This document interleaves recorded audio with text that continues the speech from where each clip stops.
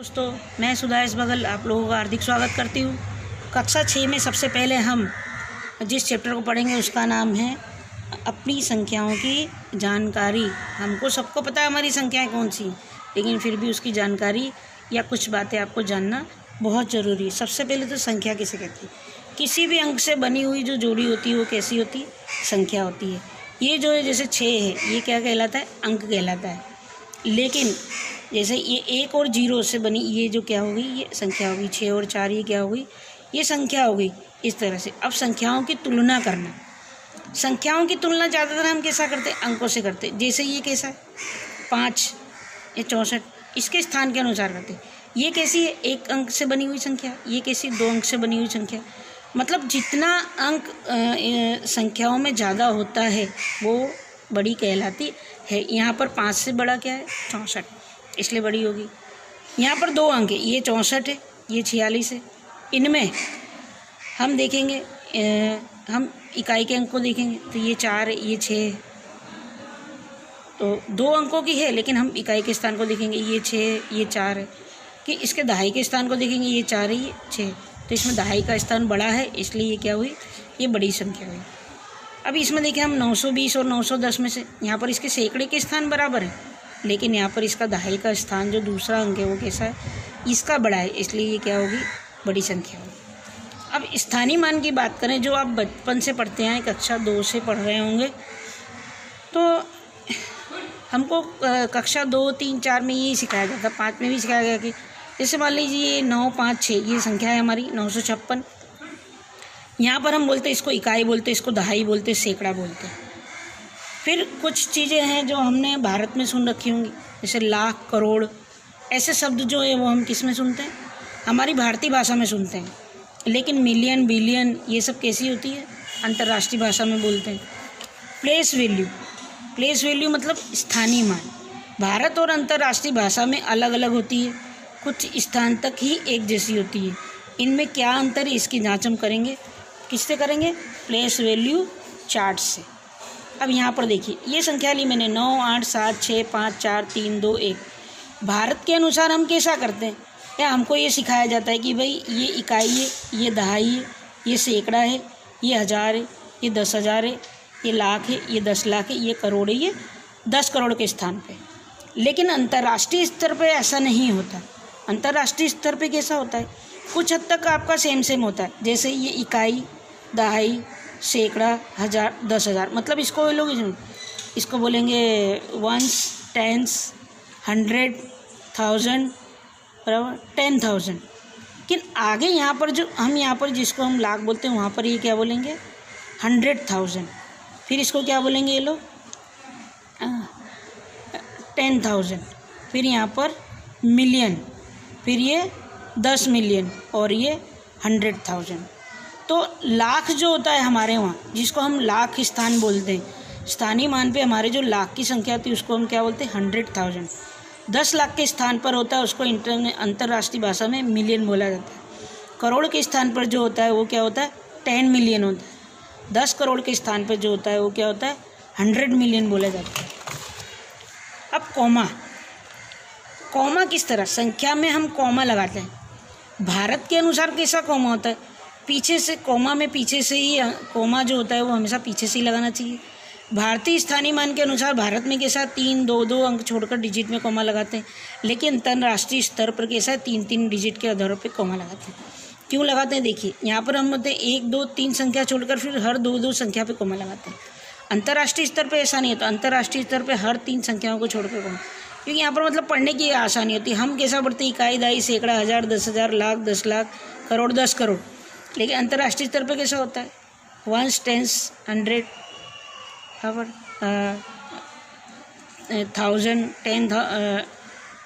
100,000, million, billion, इस तरह से। इसलिए यहाँ पर इनका 3 अंकों पर होता है।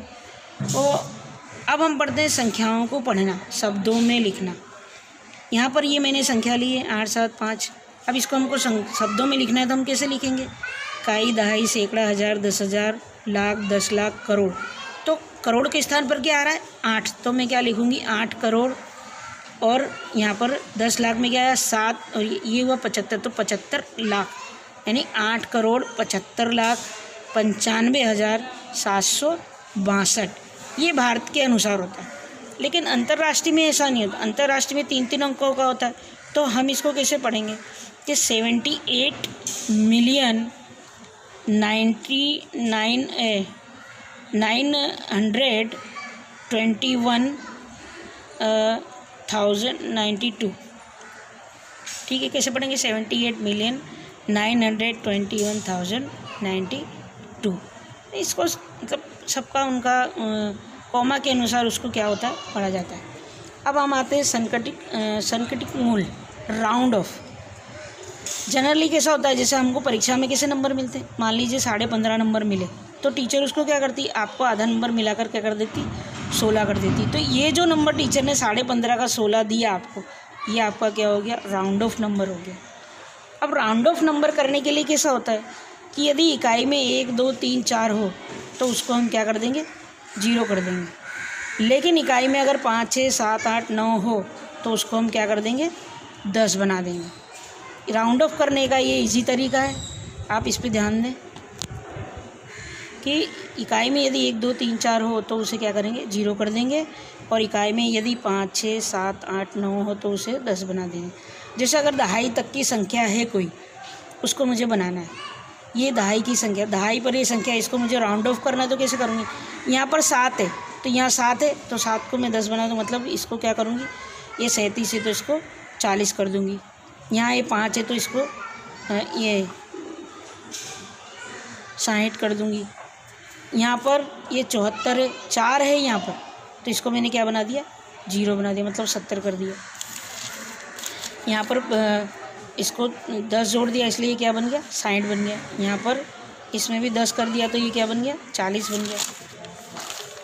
अब 1000 तक की जो संकीर्ण मूल होते हैं उसमें भी ऐसे होता है। ये जैसे ये 276 है, 1000 तक में मतलब सैकड़े तक में मुझे इनको बनाना है।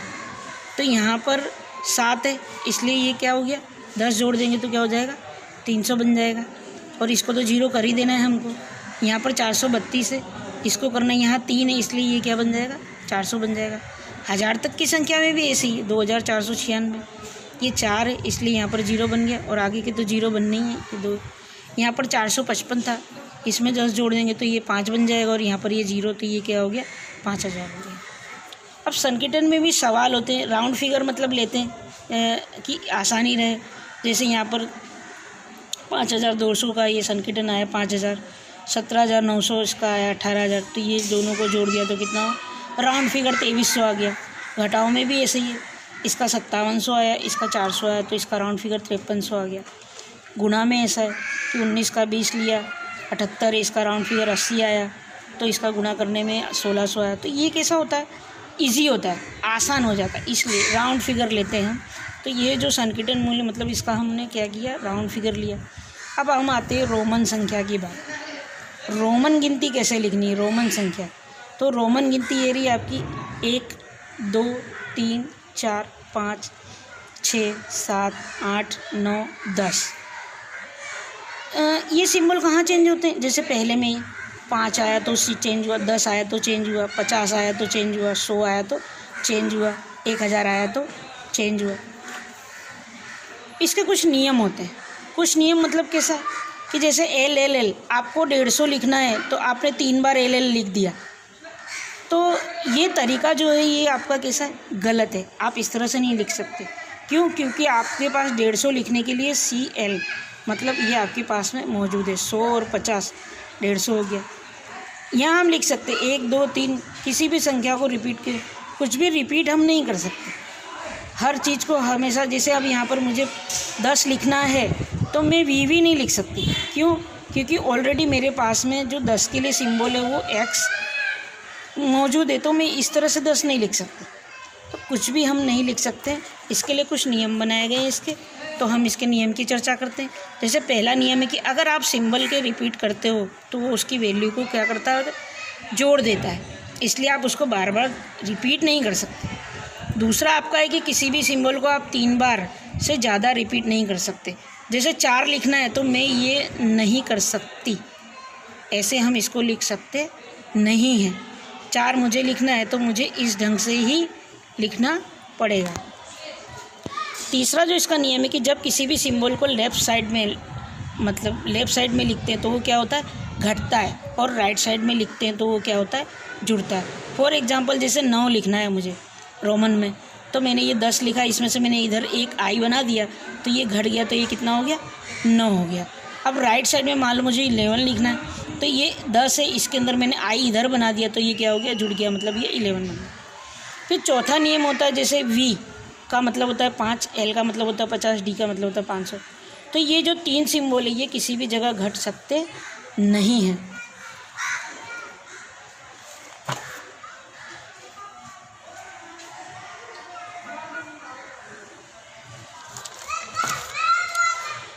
ये 3 सिंबल किसी भी जगह घट सकते नहीं हैं। फॉर एग्जांपल जैसे 5 और 1, 5 दिन 1 हुआ, इसमें हम जोड़ सकते लेकिन इसको घटा सकते, ये जो है ये घटते नहीं है कहीं से भी, ये जो है इस तरह से होगा नहीं। एक जो है वो कैसा होता है, 5 और 10 में से ही घट सकता है और किसी में से नहीं घटता आई। अब यहाँ पर x जो है वो L, M और C से ही घट सकता है और किसी से भी घट सकता नहीं है। नॉर्मली अगर बड़ी संख्याओं को हमको रोमन संख्या में लिखना है तो हम कैसे लिखेंगे, जैसे ये 69 है, हमने इसको क्या कर दिया, विभाजन कर दिया, 60 धन 6, 60 हम कैसे लिखेंगे, LX + 9, तो ये हमारा हो गया 69। और जैसे ये 98 है, 98 लिखना है मुझे, तो इसका मैंने विभाजन कर रहा है 90 धन 8, तो 90 ऐसे लिखा जाता है और 8 इस तरह से, इनको मिलाकर हम लिख देंगे तो क्या हो जाएगा, 98। अब आया बड़ी संख्या और छोटी संख्याओं बनाना। ये संख्या मुझे दी गई है, मुझे इसमें से सबसे बड़ी और सबसे छोटी संख्या बनानी है, तो सबसे छोटी संख्या में बना रही हूँ। तो सबसे छोटी संख्या में आप बोलोगे टीचर यहाँ तो 0 है सबसे छोटा, लेकिन सबसे छोटी संख्या बनाने के लिए 0 को हम आगे रख सकते नहीं है। जब भी सबसे छोटी संख्या बनाएं और सवाल में आपके 0 हो तो वो हमेशा आपके किस स्थान पे आएगा, दूसरे स्थान पर आएगा। उससे बड़ी जो संख्या है वो आगे आएगी, दूसरे स्थान पे 0 आएगा, फिर बाकी की संख्या जो है वो क्रम से आती जाएगी। सबसे बड़ी संख्या में ऐसा होता है कि सबसे बड़ी संख्या में 0 जो है वो किस में आएगा, अंत में आएगा, और बाकी की सब संख्या सबसे बड़ी संख्या है, जैसे 9, 7, 5, 4, 3, 2। यानी जब भी आपके प्रश्न में 0 आए और बड़ी संख्या और सबसे छोटी संख्या आपको बनानी है तो 0 जो है वो सबसे छोटी संख्या में हमेशा दूसरे स्थान पर ही आएगा और सबसे बड़ी संख्या में हमेशा अंतिम स्थान पर ही 0 आएगा।